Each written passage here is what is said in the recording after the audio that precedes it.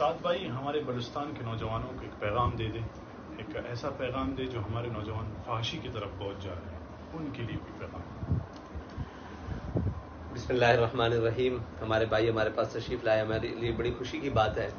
اور بلوچستان تو ایک وہ سرزمین ہے جس کے بارے میں علامہ اقبال نے بھی کہا کہ ہو تیرے بیاباں کی ہوا تجھ کو گوارا، اس دشت سے بہتر نہ دلی نہ بخارا، حاصل کسی کامل سے یہ پوشیدہ ہنر کر، کہتے ہیں کہ شیشے کو بنا سکتے ہیں خارا۔ ہاں جی، اور آگے میں تجھ کو بتاتا ہوں تقدیر امم کیا ہے، شمشیر و سناول طاؤس و رباب آخر۔ طاؤس و رباب اسلام دیتا ہے، سارا کچھ دیتا ہے، اسلام کھانے کے لیے اچھا کھانا بھی دیتا ہے اور کہتا ہے خوشی کے طریقے بھی دیتا ہے، لیکن جو فحاشی ہے نا وہ لا یدع قوم الجہاد فی سبیل اللہ الا خذلهم اللہ بالذل ولا تشیع الفاحشۃ فی قوم الا عمهم اللہ بالبلاء۔ حضرت صدیق اکبر کا جو پہلا خطبہ ہے نا اس میں کہا کہ جو قوم فحاشی میں مبتلا ہو جائے گی اللہ اس کے اوپر بلائیں نازل کر دے گا۔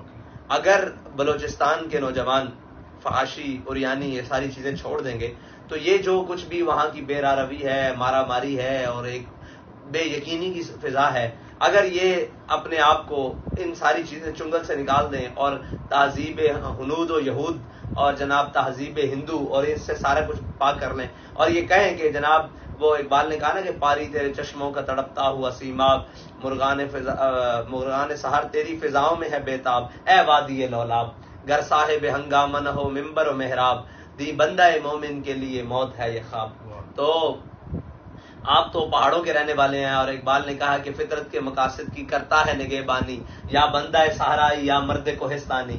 تو آپ نے تو فطرت کے مقاصد کی نگہبان بننا ہے، آپ تو نگہبان ہیں بلکہ اسلام کے مطابق، اور آپ کو تو ان میں نہیں مبتلا ہونا، بلکہ میں تو یہ سمجھتا ہوں کہ آپ تو فطرت کے قریب ترین رہتے ہیں، پہاڑ بھی آپ کے پاس ہیں، میدان بھی آپ کے پاس ہیں، تو آپ تو اسلام کے اصل وارث ہیں اور آپ کی تہذیب بھی سب سے اسلام کے سب سے زیادہ قریب، آپ کا قبائل کا سسٹم بھی اسلام کے زیادہ قریب، سارا کچھ اور اسلامی ہے، تو آپ کا جو وضع قطع ہے وہ بھی ایک اسلام کے مطابق وہ خوبصورت ترین ہے اور پگڑی ہے سر پر اور ایک وہ ہاتھ میں عصا ہے سنت کے مطابق، اور کیا نام ہے وہ بکریوں والا ایک رواج اور پوری وہ جو تہذیب ہے مکمل، تو آپ تو اسلام کے قریب ہیں، آپ اپنی تہذیب کو چھوڑ کر اس تہذیب کے پاس کیوں جا رہے ہیں؟ وہ اقبال نے کہا جو بھی شاخ نازک پہ آشیاں بنائے گا ناپائیدار ہوگا، یہ تہذیب خود اپنے خنجر سے خودکشی کرے گی، وہ تہذیب تو خود مٹنے والی ہے۔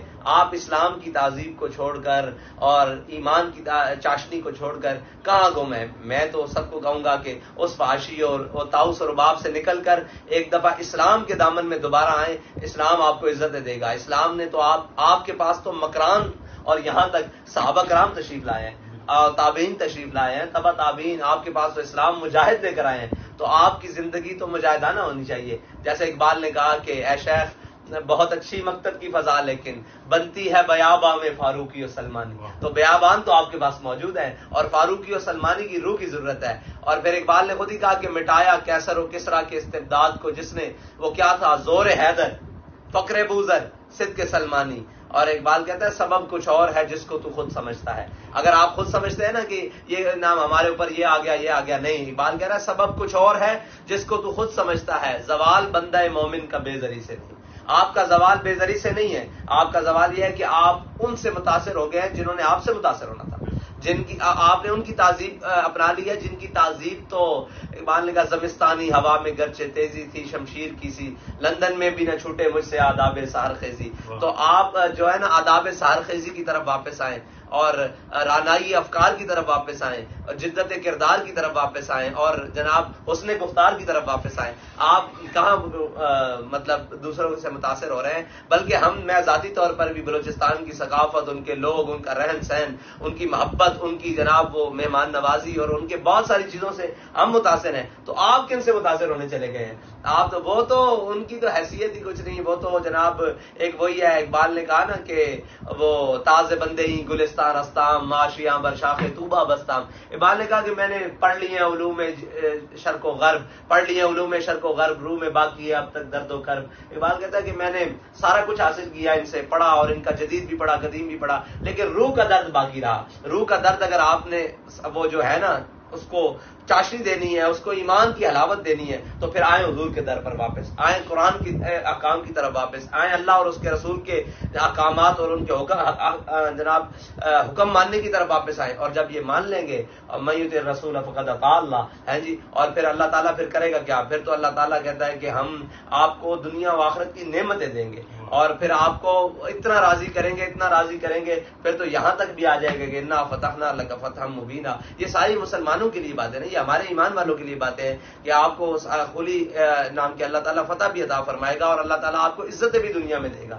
اور آپ اس نام کے ثقافت کے، اس قوم کے، اس ملک کے، اس ملت کے ترجمان ہیں، اور اگر آپ بے حیائی میں ڈوب گئے تو پھر جس قوم میں بے حیائی آ جائے گی وہ کبھی بھی پھر فلاح نہیں پا سکے گی. اور حضرت شیخ دباغ رضی اللہ رحمۃ اللہ تعالی اور یہ انہوں نے جا کر حضرت خالد بن ولید کی قبر پہ مراقبہ کیا تھا. جب عرب اسرائیل جنگ ہوئی نا تو انہوں نے مراقبہ کیا تھا. انہوں نے کہا تھا کہ بتائیں اسرائیل اتنا سا ملک ہے اور عربوں کو شکست کیسے دے رہا ہے، اتنا مار رہا ہے. تو انہوں نے کہا تھا کہ عرب بے حیا ہو چکے ہیں، ان کے نوجوانوں میں بے حیائی آ گئی ہے، ان کو کہے با حیا بن جائے تو آپ کو اللہ فتح دے دے گا. جو قوم بے حیا ہو جاتی ہے اس میں پھر بھی ہر نبی نے اپنی قوم کو کہا ہے، میرے آقا مولا صلی اللہ علیہ وسلم، ہمارے آقا مولا صلی اللہ علیہ وسلم کی حدیث مبارکہ ہے کہ ہر نبی نے اپنی قوم کو کہا ہے جب قوم بے حیا ہو جائے نا پھر وہ جو مرضی کرے، پھر اللہ بھی اس سے بری ہو جاتا ہے. تو بے حیائی ایک ایسا عنصر ہے، اور ایمان اور حیا دونوں لازم ملزوم ہیں. سرکار نے فرمایا الحیاء من الایمان، ایمان اور حیا ساتھ ہیں. جب ایمان جاتا ہے تو حیا بھی چلی جاتی ہے، اور جب حیا جاتی ہے تو ایمان بھی ساتھ لے جاتا ہے. یہ دونوں. اور وہ کیا کہا خوبصورت، اس نے کہا وہ قوم جو کل تک کھیلتی تھی ننگی شمشیروں کے ساتھ، وہ قوم جو کل تک کھیلتی تھی ننگی شمشیروں کے ساتھ آج فلمیں دیکھتی ہے اپنی ہمشیروں کے ساتھ. بس یہ جو ہے نا حیا والا عنصر.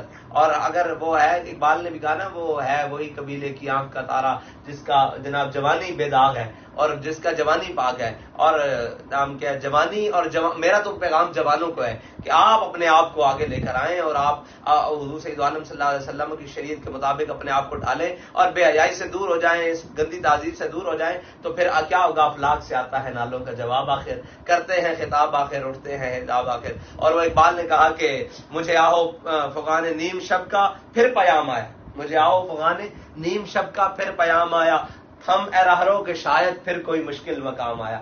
اور ذرا تقدیر کی گہرائیوں میں تو بھی ڈوب جا، اس جنگاہ سے بن کے میں تیغے بے نیام ہے. جو آپ کی زمین ہے اس میں سے تو بندہ نکلتا ہی ننگی تلوار کی طرح ہے جی. اس کو کیا دنیا کی تہذیب اور دنیا کے تمدن متاثر کر سکتے ہیں؟ آپ کے پاس سب کچھ اپنا ہے، سب کچھ اپنا ہے. ایمان، حیا، اللہ اور رسول آپ کے اپنے ہیں، اور جناب آپ کے پاس تہذیب اپنی ہے، ثقافت اپنی ہے. آپ دنیا سے کیسے متاثر ہیں؟ بلکہ آپ تو اس سطح پر جائیں کہ دنیا آپ کو دیکھنے آئے کہ یار وہ کون سی قوم بستی ہے، وہ کون سے لوگ ہیں جن کے پاس اتنی تڑپ ہے، اتنے جناب رنگ ہے، وہ اپنے سے دوسروں کو متاثر کر رہے ہیں.